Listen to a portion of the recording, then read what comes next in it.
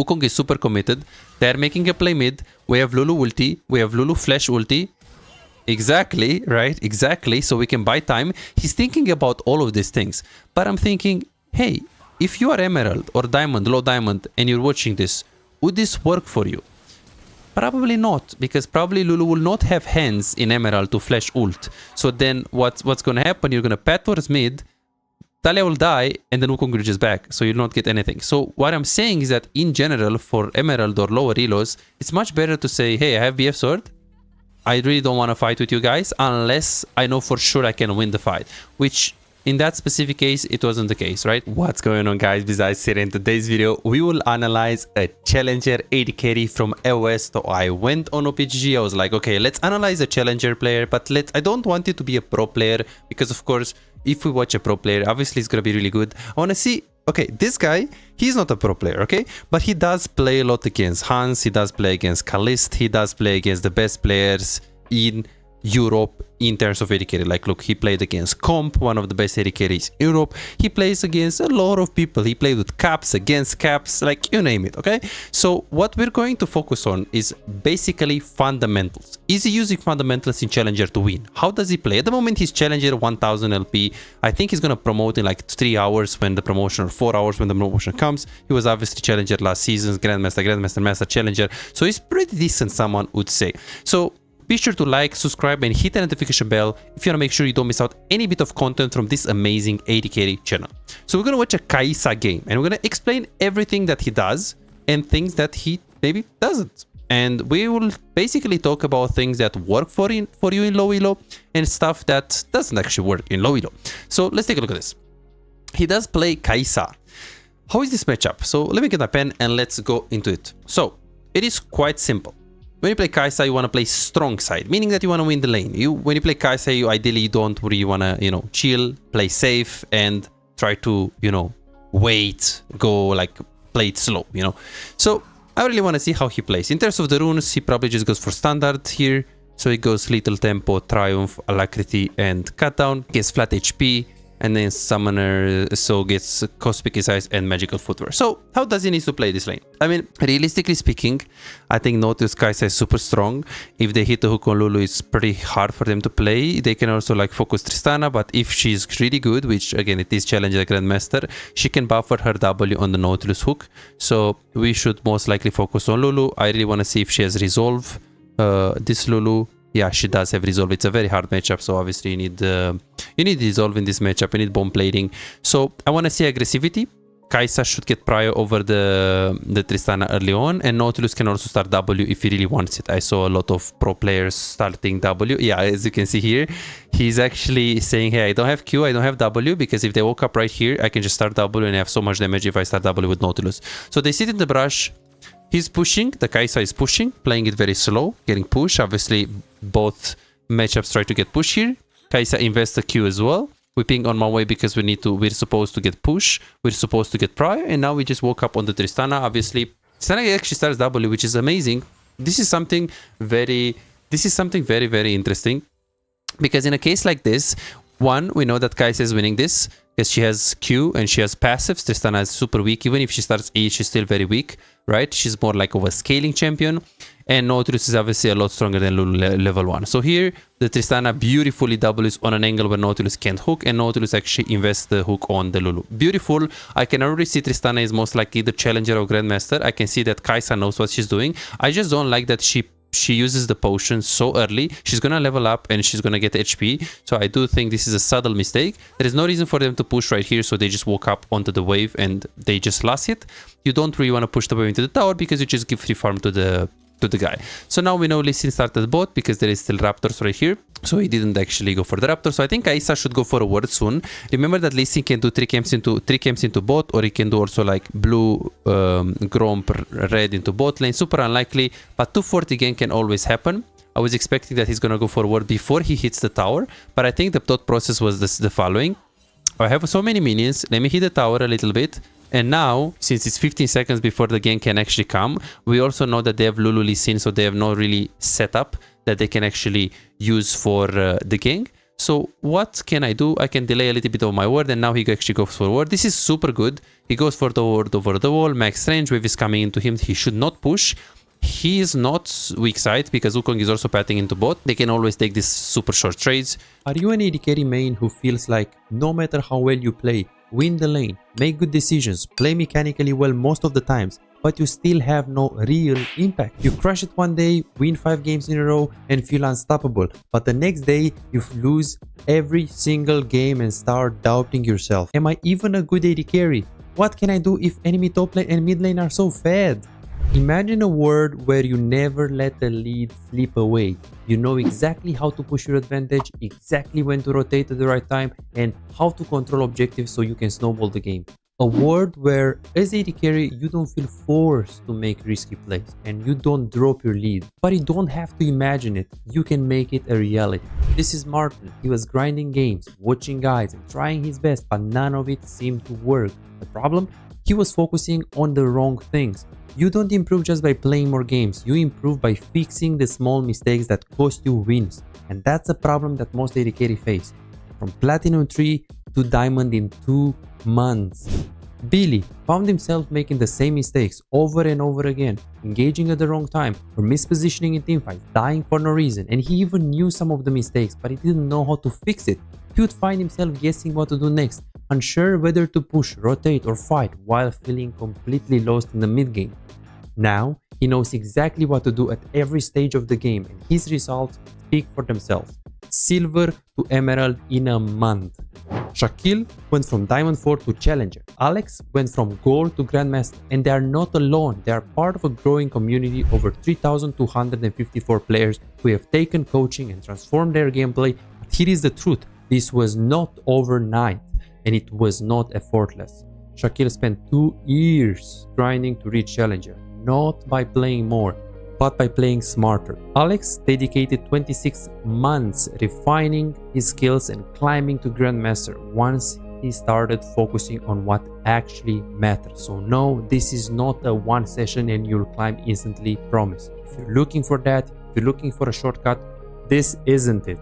But if you're willing to put in the time, willing to put in the effort, apply the right mindset and focus on the details that actually matter, this is the proof that coaching actually works. You're closer to being a great AD carry than you think. Most players just need to uncover what's actually holding them back. That's it. You could keep grinding, watching random guides and hoping for progress, but how much time will you waste before realizing something is missing? You could finally find the real mistakes that have been keeping you stuck and start making real progress. You have already put in the effort. Now let's make sure it pays off.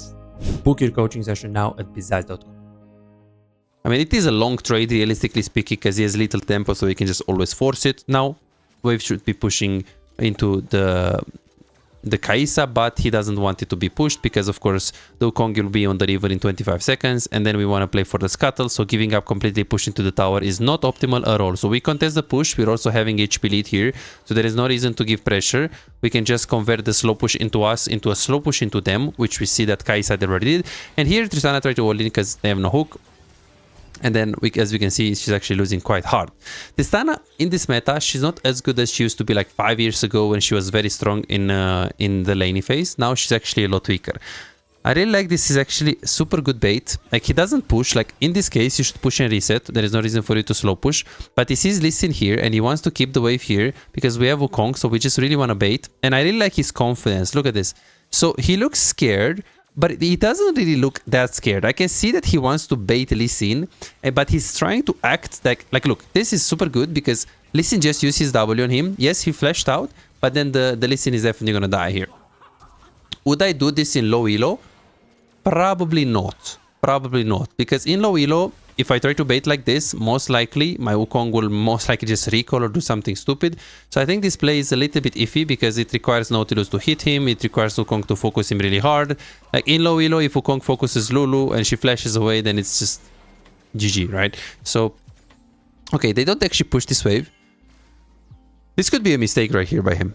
So what do we need to think about? So let's see how many minions there are. So there are 1, 2, 3, 4 minions, but one minion is really low. But this minion is already like pretty chunked. So is this a freeze? Ideally, you should tell your guy to actually push the wave There is no TP on Tristana, so why is he doing this? Why is he not pushing? Obviously, we need to keep in mind the Tristana tempo here. So let's see when she died. So now she's in the tower. She recalled. So why is he not pushing? Well, he's not really taking the risk to pushing because he estimates that Tristana is actually almost back into the laning phase, okay? So if Tristana is actually around the inhibitor, it's always better to just ping your Wukong, crush the wave, don't leave the wave in this position. It is a freeze. I believe it is a freeze here because this minion is chunked and the next wave is coming as well. There is 1, 2, 3, 4 minions. There is not like 4 full minions, which you usually need 4 full minions to freeze. But we have this minion that is already like super chunked on the blue side, so definitely he could have pushed, but he knows that, hey, if I stay and push with Wukong, Tristana is already here, Wukong is wasting his time, and we're not going to be successful pushing this too fast because they will bully us. Also, he's thinking that it's Tristana, so Tristana can't be super effective with doing the freeze, so he's considering all of these things. But if you're in low elo, I mean, what would I say? I mean, obviously, you really need to track the enemy Tristana because, again, as I said, if she's really far away and you can push the wave, you always want to crush, you always want to make sure they don't have a freeze, okay?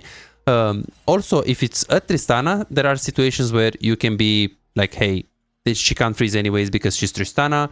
Like, there are cases like this, but you need to... So, in order for you to understand when you should break the freeze or not in situations like this, you need to know how likely it is for you to die for that decision of breaking the freeze, which in this case was pretty likely. Even though Wukong was bot, Tristana was pretty close. So the other variable is, where is enemy AD carry and can she punish me? And obviously in that case he decided to not do the decision to break the freeze, and that was good. We can see why he's actually Grandmaster Challenger AOS and not like a diamond player that is like, oh, always break the freeze. No, he adapts very well. Now we can see he keeps the wave here, which is really good. I don't know, yeah, he actually made a little mistake. Like, we're weak side right now for the next 45 seconds. He's betting towards bot lane, so we will be strong side. Top is not diveable, so there is no reason for him to just invade on the top lane, even though we have prior mid lane through mid. So now we just like play slow. Hey Jeremias, welcome. Happy to see you here. We missed the hook here. You have 37 farm. He goes Retrix. Obviously, your Q scales with AD, so there's no reason to get attack speed on a champion like Aisa, especially in the early game. Don't let the wave come into you. Just try to poke. We have red buff force, but don't force too hard because we don't know where is Lee Sin. He should never be bot, realistically speaking. I really like how he angled his W as well. Did you guys see that? Like, here it's super easy to hit this minion, so he basically hits it like this. He angled it so wide that he actually hoped that he's gonna get the stun as well. It wasn't successful, but just the fact that he throws it there makes me think that, okay, he's a high elo player, obviously. Just goes on Tristana. Then kiting, listen is bot lane, pretty obvious, and then we're gonna end up dying. Okay, so it is 1 for 2. Tristana didn't get much. How is the wave right now? It's actually pretty good for Triss, so he needs to rush. He gets recurve bow because he plays with Nautilus, so he really likes the on-hit damage. Now we see Nautilus is mid, so he needs to push this. Who is this Kaisa? This Kaisa is a Grandmaster Challenger player AOS. Okay, he pushes, he needs to crush. The wave is not crushed, but he doesn't know where is the Lulu / jungle, so he goes for a ward. I really like the wraparound. Like, I really like the wraparound. Like, he knew that he needs to push this super fast, but then when Tristana is here, he's expecting, and he goes all the way around because Nautilus was on the mid lane. He goes for the ward and then goes in the laney phase. They don't really need to push because it is Trist. Okay, we use the E, we get the hook, we open with the W, and then GG. Wave is coming into him. Is he gonna push? We know Listen is top, but there is no reason for him to push because wave in the middle or wave towards you is not that bad when you play with Nautilus. But I don't think he's gonna completely give up the push. I think they want control of the lane. Yeah, I think they did a little bit too much. They trimmed the wave a little bit too much. It's good that they convert this into a slow push into them, because realistically speaking, if it's a slow push into the Kaisa, it's fine because, you know, having the wave on your side is not bad and Nautilus can hook. But ideally, we have a slow push into the enemy so we can stack a few waves. Because this way Nautilus can play brushes, right? Because if it's on our side, usually they have a bigger wave. And if they have a bigger wave, then we can't really hook. But if we have a bigger wave, and we slow push, we make a big wave. Like, not only that we can actually look to dive soon with Nautilus ulti, but also we're looking to to get plates and snowball the game instead of just playing it safe. Now, of course, key information is that Lee Sin was shown top, so obviously he converted this wave state from slow push into him into slow push into them. If he doesn't know where Lee Sin, I do believe that he should let the wave to come into him, just because Wukong committed into playing grabs in 15 seconds, which means Lee Sin would either play it for top, or he would just play for the Drake. But yeah, I would say that Lee Sin should be a very basic playing for grabs. When you have Tristana, there is no reason for you to play to not play for minimum 2 grabs, right? Because we play with Trist. That doesn't make sense. Okay, we go for the all-in. Beautiful W right before polymorph. And there is no reason for Nautilus to recall here if the wave is there. So you should ping assistance here if Nautilus to stay. Tristana is pretty chunked, so this should be very possible for him to win this 2v2. Thing is, when Lulu gets 6, it becomes so much harder for them to win the 2v2. He gets the plant, goes back to the lane, auto attack Q, isolated Q. Beautiful. Okay, now they do have the push and Wukong is taking the jungle. They can easily win this. Okay, we got the barrier. Ooh. Can he play this better? So we use the Q, we woke up with the Nautilus, so his body language is good. We hit the hook, and then now maybe he could have just woken up like this a little bit more, so he can like make sure he doesn't get polymorph and just approach it from here. That's a small thing that he could have done. And then here he auto-attacked, and then here he used the E. Would I use the E first? Yeah, he can use E, and then he can ult. I would probably ulti here, and I will not use E. I will ulti here, auto Q, and then after I auto Q, I would E on this guy, and then try to get both of them. I'll try to ulti somewhere in the middle. Of course, this is optimization. Obviously, if this is Kalist, he probably does it. Because if he does it, he's definitely in flash range here. Like here, he can flash here and he can auto attack. Now he can't do it because he's too far. But if he like tries to micro play it, again, this is Challenger, so things like this can matter, right? Of course, if you're like Emerald and you're thinking about stuff like this, I mean, it's good, but it's not really gonna make the difference between you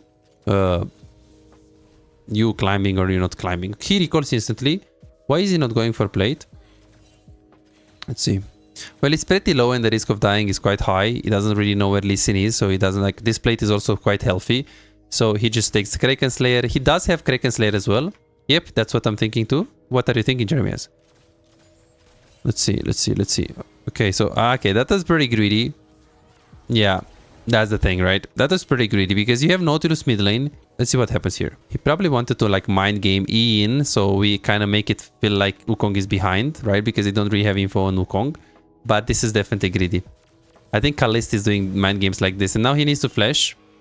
We ward in case... Obviously, if Tristana jump, that means Lee Sin should be close proximity, which he's behind. Let's see what he's gonna do. Obviously, he didn't play perfect this game. I think there are many things that he could have done better. Overall, fundamentally, he played it really well.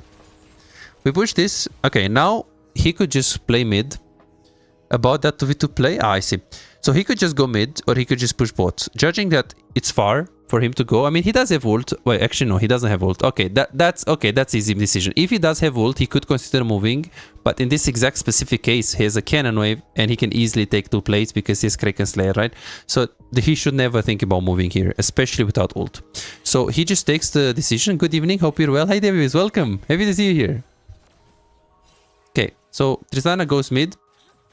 Okay, this should be super easy to play because you have Kraken Slayer on Kai'Sa. You do miss W. Ooh. I think he's gonna win. Okay, wow. He was really confident and he still has ult. Okay, yeah, that sucks. That sucks to beat Tristana, to go mid lane and now... But I guess she also got something. So let's actually see the decision from mid lane because I want to see a bit Tristana, like what kind of decision she done. So here she moves with her jungle. She does have BF sword in base. Okay, I don't like this. I don't think this is good. There are cases where when you play AD carry in Challenger, if your jungle is, you know, trying to do something and Lulu is on up tempo and we try to play mid or we have prio somewhere and we can play through our vision. There are cases where you can do this and say, hey, I have BF sword in base, but I'm not going to recall for it. But I don't personally think this is a situation like that because we do get the push. Tristana has no ult. We have Lee Sin ulti. We have Lulu ulti. Ah, okay. So we have also Talia ulti. Yeah. Okay. This decision in Challenger, maybe it's good. Honestly, maybe it's good because it's super likely that something is gonna happen. Lee Sin is gonna do something. You know, we're gonna invade here. They made the play mid. Because realistically speaking, the moment you moved like this here, Wukong is super committed. They're making a play mid. We have Lulu ulti. We have Lulu flash ulti. Exactly, right? Exactly. So we can buy time. He's thinking about all of these things. But I'm thinking, hey, if you are Emerald or Diamond, low Diamond, and you're watching this, would this work for you?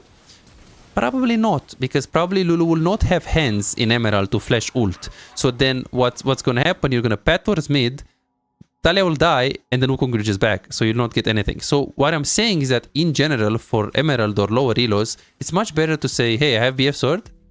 I really don't want to fight with you guys unless I know for sure I can win the fight. Which, in that specific case, it wasn't the case, right? Yo, what's up, Izzy? How is it going, boss? Hey, Anxi, welcome. Happy to see you here. Welcome, welcome.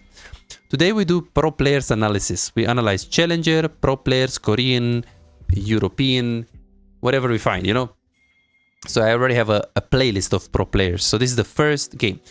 So yeah, this is all the things that the bot AD carries consider when it comes to... I don't disagree with the decision of Tristana, but I do think that if you want to like get out of low elo, you need to have a very consistent decision making, and moving towards mid lane for a play that might work when you have BF Sword, in base, doesn't make any sense. Such many complex decisions to make in short notice. Yeah, exactly.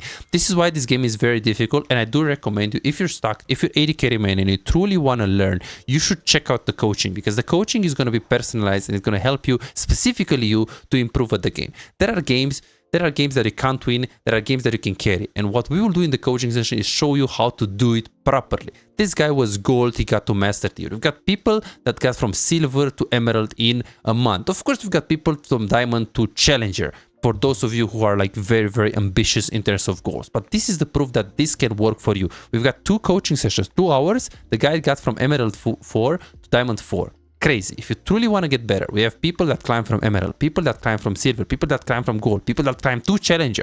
If you really want to play better, if you really want to improve, if you're serious about climbing and getting better, go to bizaz.com, guys, book your coaching session. Don't wait. It's absolutely amazing, and it will show you exactly what you can apply in low elo, not like stupid challenger decisions that you don't actually understand, right? Because a lot of people are asking me, bro, if I'm watching pro players, what the fuck do I watch? You know, what do I look at? I'm like, well, I mean, how they click, when they push, when they don't push, mechanics, camera control, like kind of everything. But it's like, I know it's hard, you know, because League of Legends is not an easy game. So he records, but I'm not sure why he records here. So he's low, but Tristana is also low, and we are on the strong side. Wukong is bot, so why would we recall here? That doesn't make any sense, but it does, because now they can't contest Drake. Tristana is here, she's low, and you just recall. What he's thinking right now is that he's anyways low to fight here. Most likely he will W over the wall, or if he dies without him being there. Third of all, Kai'Sa is calculating the distance between the wave and middle of the lane.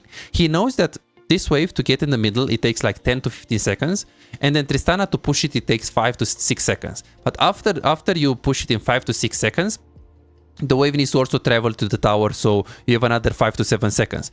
All of this, plus the fact that Tristana might not be immediately on the wave, and she might have a margin of error like of 5 seconds. So if you count this, all of this, 5 seconds, plus 5 seconds, 10 seconds, plus 10 seconds, 20 seconds, plus 5 at 25 seconds. Remember that from base to the lane phase, it actually takes 25 seconds, right? And you can use your E towards the lane. So Kai'Sa is thinking, hey, if this wave was actually in the middle and Tristana is pushing right now at this exact point, then Kai'Sa is thinking, hey, maybe I should stay because she's pushing pretty fast, but now the wave is pretty far and Kai'Sa is chunked, so there is a very high chance that she either recalls instantly, or if she wants to push, she will be a bit paranoid about pushing right away, so she will wait like 2, 3, 4 seconds to make sure it's safe, and then she will push. So she recalls, and let's see what Tristana does. Yeah, okay, so she pushed right away, but let's see.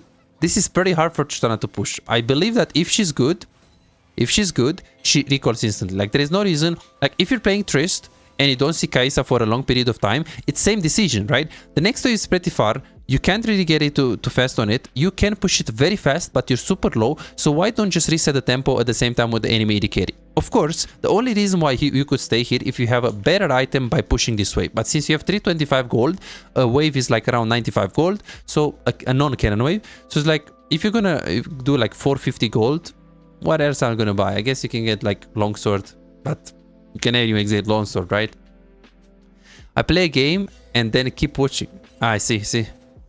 Okay, so let's see what happens here. So he goes to the lane phase, he loses a wave, and now he opens into mid lane. The reason why he opens into mid lane is because the bot play is quite over. He does not have ulti, which is a very important thing. He doesn't have the resource ulti there. And mid lane, we're definitely going to get the wave. So you see, instead of going bot and flipping a coin, maybe he gets a kill, he just goes for 100% decision making, which I like this because when I watch Grandmaster Challenger players, and now let's see. The next wave is very far and it's a cannon, so if he wants to move towards bot and hover, it's good. But Ryze is gonna push this, Kai'Sa is gonna push this, and then they rotate back. Yeah, let's see. I think he should play more on the right hand side because I feel like from the left hand side it's kind of greedy. Yeah. Also mid pocket here is a bit greedy. He has a lot of vision here. I guess there is also Talia ulti, but he should know that Talia has no ulti. And now he could go bot, but since Ryze is there, we can contest the camps on the top lane. Or we can just recall, but since he has only 30 gold, he could just play for top. Yeah, I think he should go here. Like you see, he has good game sense. He has good game sense. He's calculating all of these decisions. And if he watches this video, it's like, oh bro, but this is normal. This is like standard. It's like nothing crazy. It's like, yeah, but for the player that is in diamond, it's like, it's crazy, right?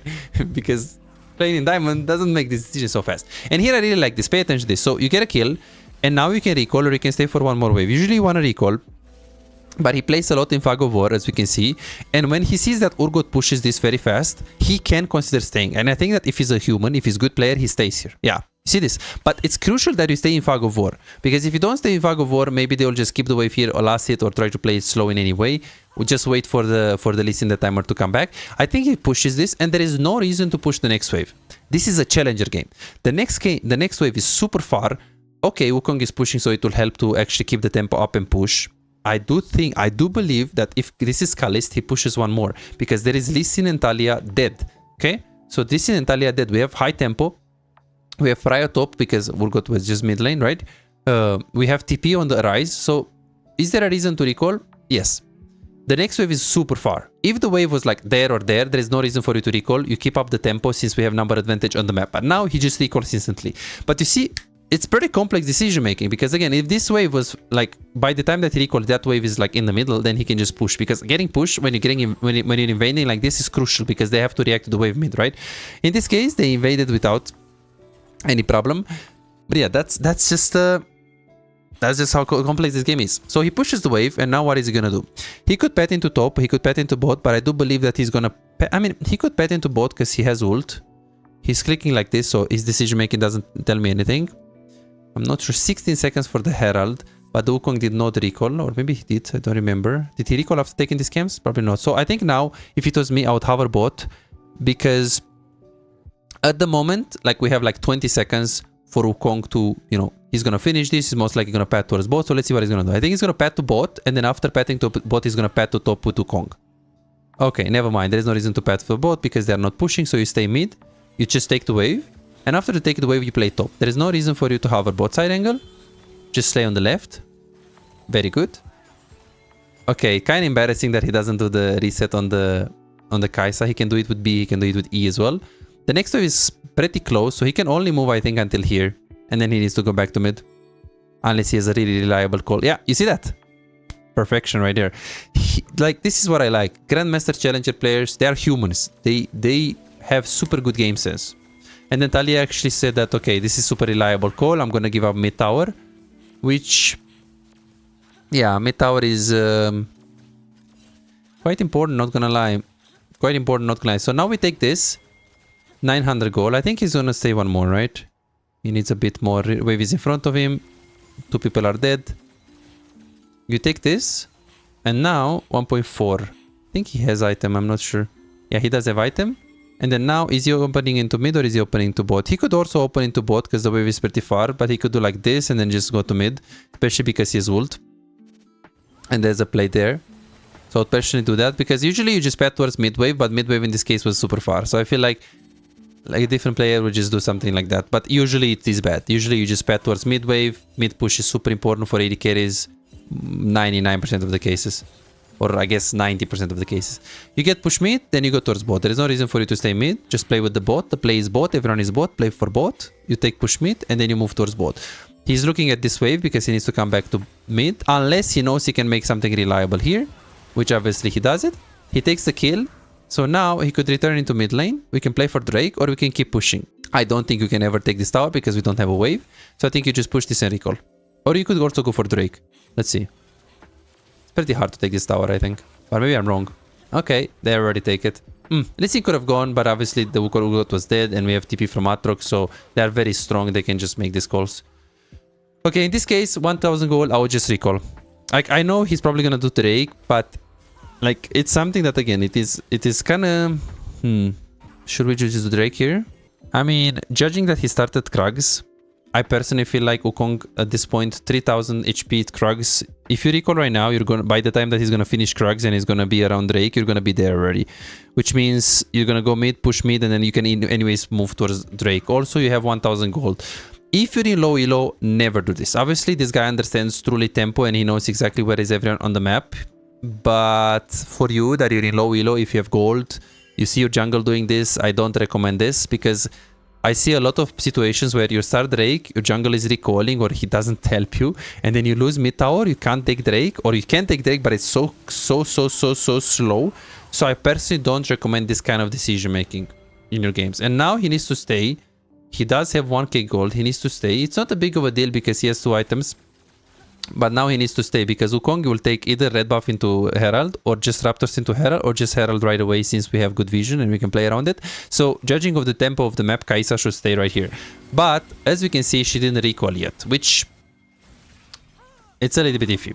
So overall, we saw what we can apply and what we can't in his gameplay. It is a bit hard, honestly, to be like a low elo player and to watch pro players. I think it's very cool to watch Gumayushi and to watch like high elo pro players, but realistically speaking, how much you can learn it can be limited depending on your understanding of the game. So this is why I recommend you guys to just watch educational content as much as possible.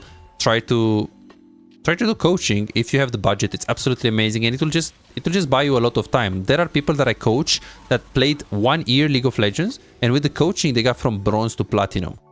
And getting platinum in like after playing for 1 year, in my opinion, it's actually quite... Oh, actually he was Emerald 4. He got platinum, but then after like 2-3 months with coaching he got to Emerald. It's cool, like a year and a half, you play a year and a half and you get already Emerald. I mean, okay, sure, you guys can say, okay, yeah, but I have a friend, he got diamond in the first season. I mean, okay, yeah, but those are just exceptions, right? It's not like super reliable. So if you have the budget and you really want to improve, go to Bizarre.com, book your coaches. It's absolutely amazing and it will help you so much to improve. It will buy you so much time. It will help you to understand the game at the fundamental level, to understand your mistakes and to improve on them and to be able to improve by yourself on your mistakes after. I hope you guys enjoyed this kind of content. Let me know how it was, guys, and I hope to see you in the next one. See you guys next time. $5. If you have problems improving and getting better in the game faster but cannot afford booking coaching, on my Patreon you can access more than 627 VOD reviews, premium videos about how to wave management, mid-game macro, and tier lists that will show you the best champions to climb and to improve for your elo. And these are not on YouTube, this is only on Patreon, they're exclusive. Moreover, you can participate in the free coaching waiting list to get a premium VOD review. I'm giving away 2 free VOD reviews every single week. All what you need to do is simple 2-step process. Subscribe to my Patreon and share your OPGG and voila, you are on the waiting list. You're gonna get a personalized VOD review for any game in your match history. For just $5, you get not only the free VOD review, but a whole bunch of exclusive benefits that will supercharge your gaming experience. It's a small investment for a big return. And it's just $5, it's no brainer, right? But here is the deal, you've got to act quickly. The waiting list is already filling up fast. 55 people already subscribed to the Patreon, and there are 6 people that they already are on board, they are on the waiting list. And more are joining every moment. Now, do you want to secure your spot for a free VOD review? Go ahead on my Patreon and reserve it right now.